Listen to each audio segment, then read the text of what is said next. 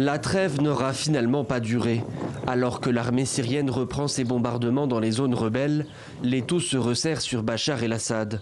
Le dictateur syrien est sous le coup de nouvelles sanctions américaines, d'une dureté et d'une ampleur sans précédent.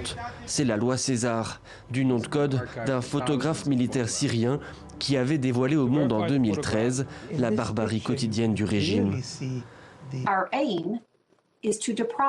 Notre objectif est de priver le régime d'Assad des revenus et du soutien qu'il a utilisé pour commettre des atrocités à grande échelle et des violations des droits de l'homme qui empêchent une résolution politique et réduisent gravement les perspectives de paix.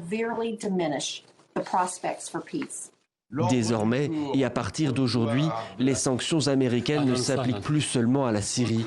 Tout gouvernement ou entreprise privée traitant avec le régime seront visés par le Trésor américain, ce qui devrait impacter de nombreuses personnes et sociétés au Liban voisin.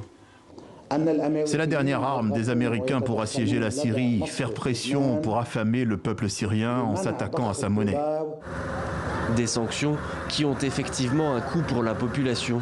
La valeur de la livre syrienne, déjà au bord du gouffre, devrait encore plonger et le prix des denrées alimentaires encore augmenter. 1 kilo de tomates coûte 600 livres syriennes. Avant, c'était 200, ce qui était acceptable. Les concombres coûtaient 150 le kilo. Aujourd'hui, ils sont à 400. C'est quoi la prochaine étape ? Certains représentants des Nations Unies ont dénoncé la loi César. Ils craignent qu'elle n'entraîne l'économie ruinée de la Syrie encore plus loin dans la misère, sans pour autant avoir d'impact sur Bachar el-Assad.